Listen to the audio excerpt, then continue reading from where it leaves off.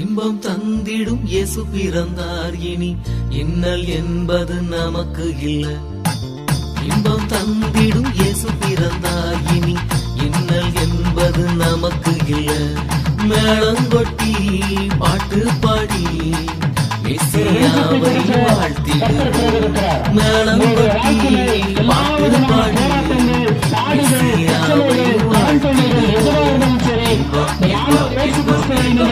விசுவாசிக்கின்ற எல்லா கடன்பாடுகளும் எல்லா வியாதியும் எல்லா வறுமையும் மாற்ற கர்த்தர் வல்லவராயிருக்கிறார். கர்த்தர் உங்களை நேசிக்கிறார்.